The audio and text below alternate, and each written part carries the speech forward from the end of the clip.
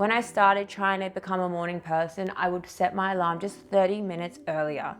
What you can achieve in 30 minutes is pretty mind-blowing. Today's episode is one I am so freaking passionate about because it is about how to become a morning person.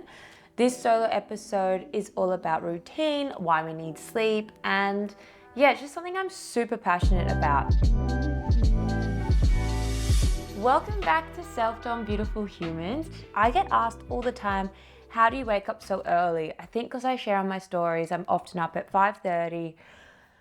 But honestly, I didn't just start waking up at 5:30 one day. It's been a journey, and that's kind of what I want to share in this episode. It's tips to become a morning person. I used to be that person who set their alarm a minute before they had to leave the house. I would over caffeinate and I would get to set always feeling so exhausted and anxious. I was always rushing. And that's when I started smashing coffees. I used to have a triple shot coffee in the morning, which is crazy because now I only drink matcha.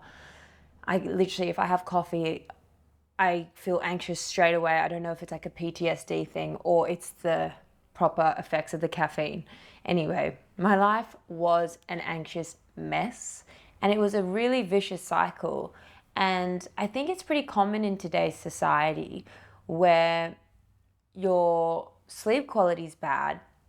So then you're over caffeinating, which means you're anxious at night, which means your sleep quality is bad again. As I've mentioned a few times on the pod, I was super dependent on red wine to fall asleep because I was so anxious from the coffee, from the bad routine, that I needed something to, I guess, sedate me in the evenings. I suffered the worst insomnia for so many years. And to be honest, the idea of waking up any earlier than I had to, I would be dreading it. So if I can do it, if I'm here telling you that I can wake up at 5:30 every day, you can do it too.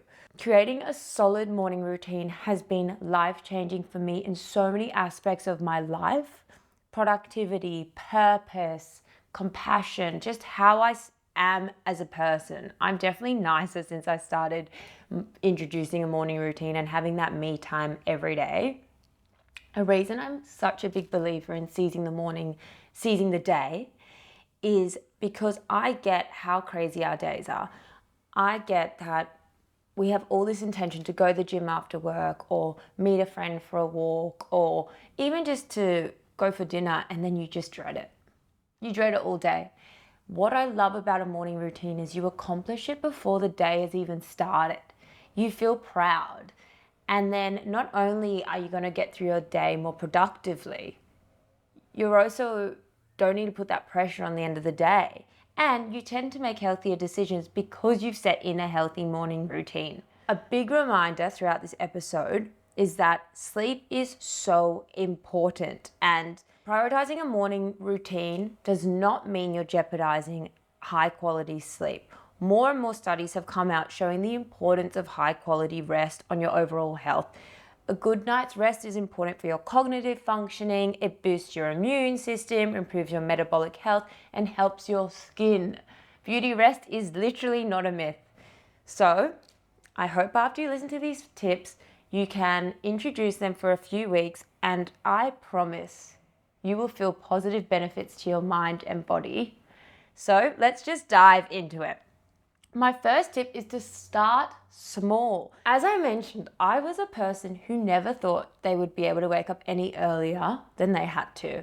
I was on this anxious cycle, bad sleep, coffee, wine. It was honestly a really hard time in my life. So, my biggest tip to you is to start small. If you're like me, my TikTok at the moment is just full of people waking up at 5 a.m., doing a run club, meditating, and it's amazing and I love to see it. But don't let this think that that's how you have to start your day. For me, as an example, I was waking up at about 7:30. When I started trying to become a morning person, I would set my alarm just 30 minutes earlier. What you can achieve in 30 minutes is pretty mind-blowing, and you're not going to have those crazy cortisol spikes that like lead you to coffee. You get to work, you're just stressed, you're irritable. We all know that feeling. If you have 30 minutes in the morning, you can go for a little walk, do some stretches, spend some time making yourself a nice breakfast, not just picking up a muffin on the way to work. So yeah, my tip is if you're waking up at 7:30 usually, set your alarm at 7 and try just do one or two things in the morning. Set that time for you and notice how you feel. From my experience and so many studies, your body actually starts creating dopamine. And this is going to make you feel good and accomplished before the day has even started. And this means you're going to be more productive and in general, just a happier person. A great part about this is that you're going to be calmer throughout the day. So that means that at night, you're probably going to feel more relaxed, which means you're going to have a better sleep, which means you're going to feel good in the morning. A lot of these episodes on Selfdom are about highlighting to you that once you get into healthy routines, you enter this flow state. And that's when you make these decisions with ease. You don't really have to think about it. And that's what I'm hoping you're getting from these. This leads me into my next tip, which is going to bed earlier. My friends literally call me a nonna. They know not to contact me after 8 p.m. If someone books a dinner after 7:30 p.m., I probably won't go. I love to eat dinner at 5:30 with all the families. Like, that is my jam. And I've just set these boundaries to ensure my sleep quality remains high. Matthew Walker is an amazing author. He wrote Why We Sleep. If you haven't read this book, you have to read it. And he says that sleep is the single most effective thing you can do to reset your brain and body health. This is why I put so much importance on getting a good night's rest. Another huge inspiration to me is Andrew Huberman. He's the host of the Huberman Lab podcast, which I'm sure you've heard about. But he talks about sleep hygiene, and I love this word and this terminology. So sleep hygiene is not only about a consistent sleep schedule, it is about other factors such as getting natural light for the first 30 minutes after you wake up, making sure we aren't exposed to harmful blue light at night, as well as other daily rituals and habits. This term really embodies how much sleep is so much more than when you put your head on the pillow. It's basically everything you do all day. So my rules when it comes to my sleep hygiene are I make sure I get sunlight as soon as I wake up, no caffeine after 10 a.m., so no matchas, staying off my phone after 8 p.m., making sure I meditate every day, having a cool temperature in the bedroom and dim lighting at night once the sun has gone down. I also swear by only eating to 80%. I've noticed that since I haven't been eating till I'm like 100% full, my sleep has improved. We all know that feeling. You go to bed after a big meal and you just feel groggy and you wake up not feeling great. So I'm really sticking to that room. There's a reason why all these people who I love and adore talk about their sleep routine and why it's so important. Sleep has been scientifically shown to relieve stress, release trauma, boost your immune system, assist with hormone health, and stabilize emotions.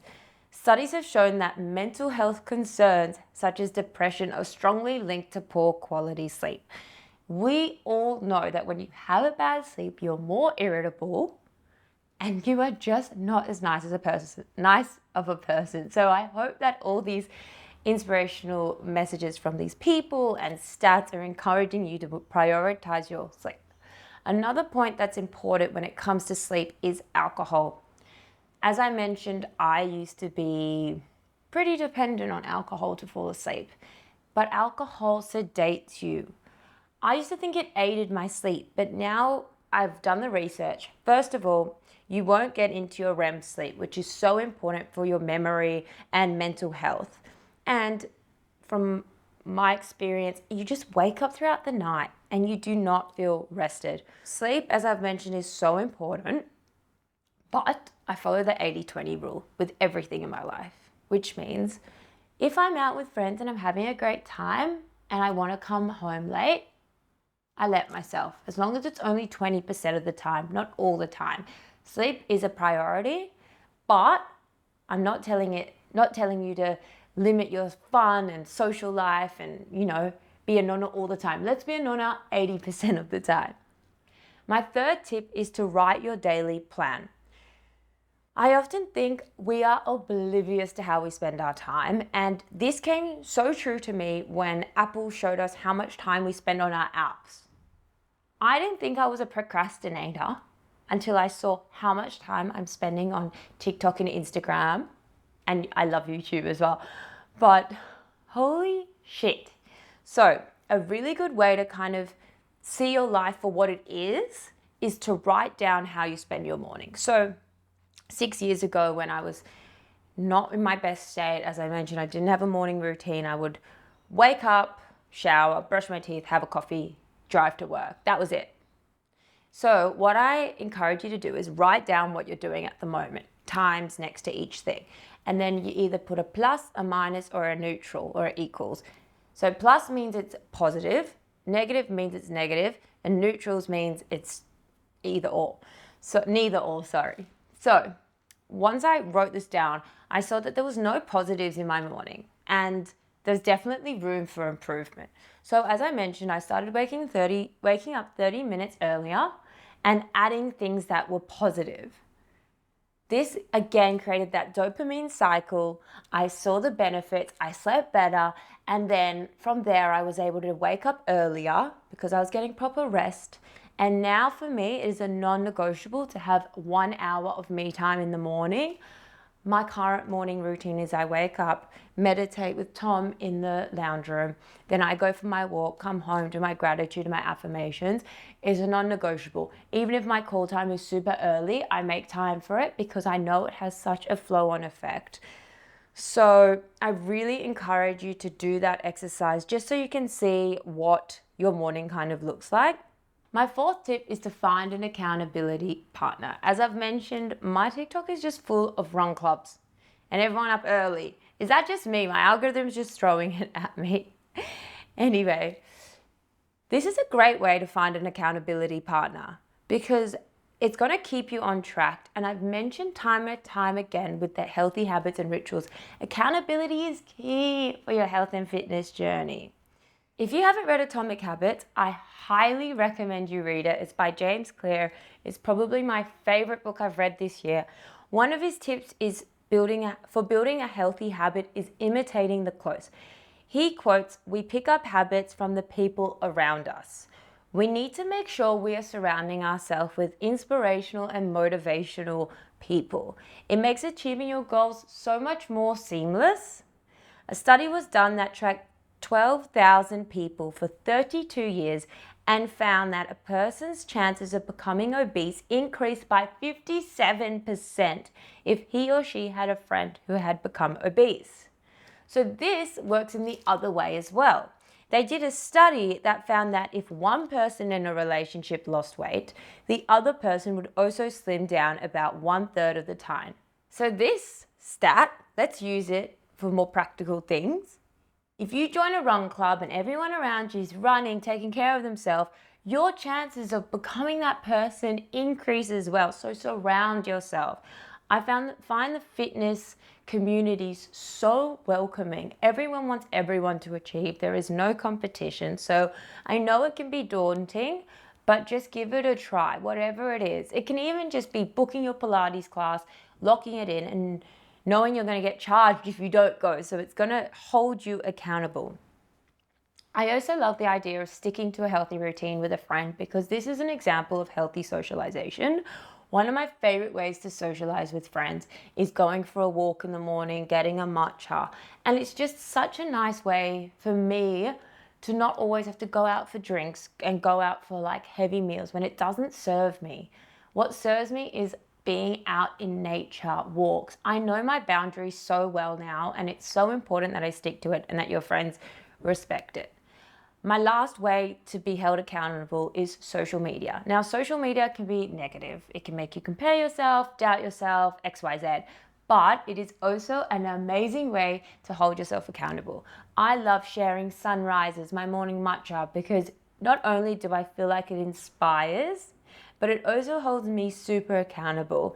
So I encourage you all this week to put on your stories what you did in your mornings to feel your best. Whether it was a swim in the ocean, a hard gym class, you did your gratitude for 5 minutes, put it on your story, tag me, and let's hold each other accountable. I'm really excited to see how your mindset shifts from introducing these tips. My final tip is rewards are powerful. We need to have something to look forward to. So we just got a puppy. If you haven't seen on my socials, you have to go check it out. It's more on my personal Dominic Elisa account. I'm obsessed with him, Crumble. But the reason this is relevant is we're training him because he's only 15 weeks and he will be so obedient when there's rewards. When there's not rewards, he won't sit, he won't lie down, he won't fetch, he won't do anything. We're not that different. We are so much more likely to stick to a routine and do these healthy habits when we have a reward. So for me, my reward is my matcha, which I'm having right now. My matcha is my reward. I'm super lucky that my favorite cafe opens at 5 a.m. So I wake up with like a buzz because I'm like, I get my matcha. After I meditate, I get my matcha. So whatever your reward is for you, make it clear and it will get you out of bed. That's the hardest part. If a cafe around you doesn't open as early, maybe invest in an espresso machine or a milk frother or a beautiful matcha whisk that will allow you to make a cafe quality hot beverage in the morning that will just get you out of bed. I love drinking matcha while I walk. So I've also invested in really nice keep cups, which makes me excited to like give my keep cup to the barista. They make it. Like these small things are rewards. I wanted to note as well that rewards are not always something you can eat or whatever it is. But for me, it could be just a tap on the back from my partner and feeling acknowledged. Or it could be booking in a massage or something like that. So what I recommend is if you get through 5 days, so every weekday you wake up this week half an hour earlier than you usually do, book yourself a massage, book yourself a sauna, book yourself a facial, whatever it is that lights you up, so then you know you have that reward on the weekend from doing it. Do not underestimate the power of rewards. So I've been an early riser for 4 years now and it has been life-changing. I am so passionate about it because it really just changes the whole trajectory of your day, puts you in a flow state, which changes the trajectory of your life. So these are my tips and tricks for becoming a morning person. As you can tell, I'm freaking passionate about it. It changed my life. I would love nothing more than to see your posts on social of how you're seizing the morning. Make sure to tag me at Selfdom, and yeah, can't wait to see you on the next episode.